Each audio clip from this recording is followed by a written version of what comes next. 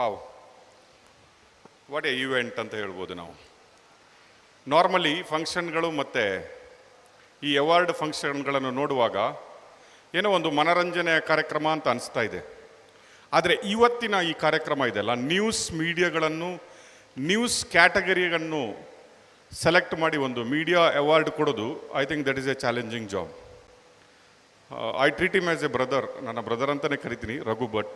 And ಅವರ team ಇದೆ ಅಲ್ವಾ, with this wife, this is a wonderful event. ಮಾತ್ರ ಅಲ್ಲ, ಸಮಾಜಕ್ಕೆ ಈಗ ಸಮಾಜವನ್ನು ತಿದ್ದಬೇಕಾದಂತಹ ಅಥವಾ ಸಮಾಜದಲ್ಲಿರುವ ಅಂಕುಡೊಂಕುಗಳನ್ನು ತಿದ್ದಬೇಕಂತಹ ಮಾಧ್ಯಮಗಳೇ ದಾರಿ ತಪ್ತಾ ಇರುವಾಗ ಇಂತಹ ಒಂದು ಅವಾರ್ಡು ನಮಗೂ ಕೂಡ ಒಂದು ಎಚ್ಚರಿಕೆಯ ಗಂಟೆ ಮಾತ್ರ ಅಲ್ಲ, ನಮಗೂ ಕೂಡ ಒಂದು ರೀತಿಯ ರೆಸ್ಪಾನ್ಸಿಬಿಲಿಟಿಯನ್ನು ಹೆಚ್ಚು ಮಾಡುತ್ತೆ ಅಂತ ಅನಿಸ್ತಾ ಇದೆ ನನಗೆ. It is very tough job. ಈ ಜೂರಿ ಮೆಂಬರ್ಸ್ ಆಗಲಿ, ಇನ್ಯಾರೇ ಆಗಲಿ, ಲೈಫ್ ಟೈಮ್ ಅವಾರ್ಡ್ಸ್ಗಳು ನಾವು ನೋಡ್ತಾ ಇದ್ವಿ. ಮಾಧ್ಯಮದವರು ಅಂದರೆ ಎರಡು ರೀತಿಯ ಭಾವನೆಗಳಿರ್ತವೆ. ಒಂದು ಒಳ್ಳೆಯ ಭಾವನೆಗಳು, ಅಂದರೆ ಸಮಾಜವನ್ನು ತಿದ್ದಲಿಕ್ಕಾಗಿದ್ದವರು ಅನ್ನುವ ಒಂದು ಭಾವನೆ. ಆದರೆ ಇನ್ನೊಂದು ಕಡೆ ನಮ್ಮನ್ನು ನೋಡಿದ್ರೇ ಜನಗಳು ಈಗ ದೂರ ಹೋಗುವಂತಹ ಪರಿಸ್ಥಿತಿ ಇದೆ. ಅಂತಹ ಪರಿಸ್ಥಿತಿಯಲ್ಲೂ ಕೂಡ ನಮಗೆ ನಾವು ಜವಾಬ್ದಾರಿಯುತವಾಗಿ ದೇಶವನ್ನು ಕಟ್ಟುವ ಒಂದು ಮಾಧ್ಯಮವಾಗಿ ನಾವು ನಿಲ್ಲಬೇಕು ಅನ್ನುವ ಜವಾಬ್ದಾರಿಯನ್ನು ನೆನಪಿಸುವುದು ಇಂಥ ಈವೆಂಟ್ಗಳು.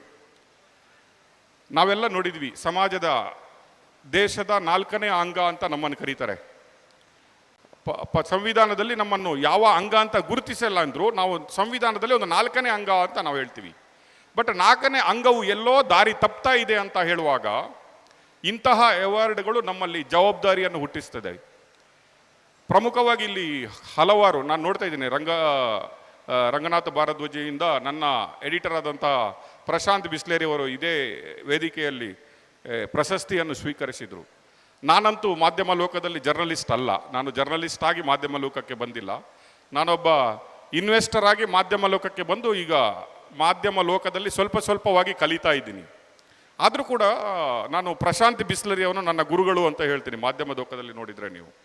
ಅದಕ್ಕಾಗಿ ನಾನು ಹೇಳ್ತಾ ಇರೋದು, ಕಲೀಲಿಕ್ಕೆ ತುಂಬ ಇದೆ. ಆದರೂ ಕೂಡ ಇಂತಹ ಒಂದು ಈವೆಂಟನ್ನು ಮಾಡುವಾಗ ರಘು ಭಟ್ರವರು ನಮ್ಮ ಆಫೀಸ್ಗೆ ಬಂದಿದ್ದರು.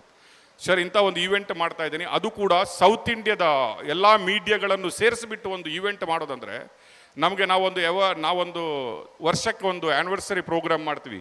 It is two tough. ಒಂದು ಆ್ಯನಿವರ್ಸರಿ ಪ್ರೋಗ್ರಾಮ್ ಮಾಡಲಿಕ್ಕೆ ನಮಗೆ ಕಷ್ಟ ಆಗುತ್ತೆ. ಅಂತಹ ಸಮಯದಲ್ಲಿ ಸೌತ್ ಇಂಡಿಯಾದ ಎಲ್ಲ ಮೀಡಿಯಾಗಳನ್ನು ಒಂದು ಸ್ಟಡಿ ಮಾಡಿ, ಕವರಪ್ ಮಾಡಿ, ಅವರನ್ನು ಇಲ್ಲಿಗೆ ಕರೆಸಿ ಕರ್ನಾಟಕದ ನೆಲದಲ್ಲಿ ಈ ಕಂಪನ್ನು ಪಸರಿಸುವುದಿದೆ ಅಲ್ವಾ, that is a really challenging job.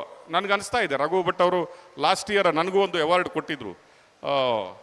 ಆ ಜವಾಬ್ದಾರಿ ನನಗೆ ಹೇಗಿತ್ತು ಅಂದರೆ, ಆ ಟೈಮಲ್ಲಿ ನಾವು ಪ್ರಜ್ವಲ್ ರೇವಣ್ಣ ಸ್ಟೋರಿ ಮಾಡಿದ್ವಿ. ಅದರ ನಂತರ ಆ ಅವಾರ್ಡ್ ಸಿಕ್ಕಿದ ಮೇಲೆ 1 ವರ್ಷದಲ್ಲಿ ನಾವು ಎಂಥ ಸ್ಟೋರಿಗಳನ್ನು ಮಾಡಿದ್ವಿ ಅಂದರೆ, ರಘು ಭಟ್ ಅವರು ತೋರಿಸಿದಂತಹ ಜವಾಬ್ದಾರಿ ಇದೆಯಲ್ಲ, ಹೊರಿಸಿದಂತಹ ಜವಾಬ್ದಾರಿಯನ್ನು ನಾವು ನಿಭಾಯಿಸಿದ್ವಿ ಅಂತ ಇದ್ದೀವಿ. All the congratulation to all the winners today. ನೀವುಗಳು ಇದು ಸಾಮಾನ್ಯ ಪ್ರಶಸ್ತಿ ಅಲ್ಲ, ಎಲ್ಲರೂ ಕೊಟ್ಟಂಗೆ ಒಂದೇನೋ ಪ್ರಶಸ್ತಿ ಕೊಟ್ಟು ಕಳಿಸುವಂತಹ ಪ್ರಶಸ್ತಿ ಅಲ್ಲ. TNIT ಪ್ರಶಸ್ತಿಗೆ ಇವತ್ತು ದೇಶಾದ್ಯಂತ ಒಂದು ಬೆಲೆ ಬಂದಿದೆ. TNIT ಪ್ರಶಸ್ತಿ ಗುರುತಿಸಿದವರೆಲ್ಲ ಒಂದು ರೀತಿಯ ಮಟ್ಟದಲ್ಲಿ ಇವತ್ತು ಮಾಧ್ಯಮದ ಲೋಕದಲ್ಲಿ ಬೆಳೆದಿದ್ದಾರೆ ಅಂತ ಹೇಳ್ತಾ, ಪುನಃ ಮುಂದಿನ ಹಲವಾರು ವರ್ಷಗಳಲ್ಲಿ ಇದೇ ರೀತಿಯ ಒಳ್ಳೆಯ ಕೆಲಸಗಳನ್ನು ರಘು ಭಟ್ ಅವರು ಮಾಡ್ತಾ ಇರಲಿ. ನಾವು ಅವರೆಲ್ಲರಿಗೆ, ಮಾಧ್ಯಮದವರು ನಾವೆಲ್ಲರಿಗೆ ಅವರಿಗೆ ಬೆನ್ನೆಲುಬು ಆಗಿ ನಿಂತ್ಕೊಳ್ಳುವಂತ ಆಶಿಸ್ತಾ, ಗುಡ್ ಲಕ್ ಅಂತ ಹೇಳ್ತಾ ನಿಮಗೆಲ್ಲರಿಗೂ ಧನ್ಯವಾದಗಳಂತ ಅನಿಸ್ತಾ, ಧನ್ಯವಾದಗಳು. ಜೈ ಹಿಂದ್, ಜೈ ಕರ್ನಾಟಕ ಮಾತು. ಈಗ ರಾಕೇಶ್ ಶೆಟ್ಟರಿಗೆ ನಮ್ಮೆಲ್ಲರ ಪರವಾಗಿ ಧನ್ಯವಾದಗಳನ್ನ ಅರ್ಪಿಸೋದಕ್ಕೆ ನಮ್ಮ ಸಂಸ್ಥೆಯ ಮ್ಯಾನೇಜಿಂಗ್ ಡೈರೆಕ್ಟರ್ ಆಗಿರುವಂತಹ ಶ್ರೀಮತಿ ಸುಗುಣ ರಘು ಭಟ್ ಅವರು ಆಗಮಿಸಬೇಕಾಗಿ ವಿನಂತಿಸ್ಕೊಳ್ತಾ ಇದ್ದೀವಿ.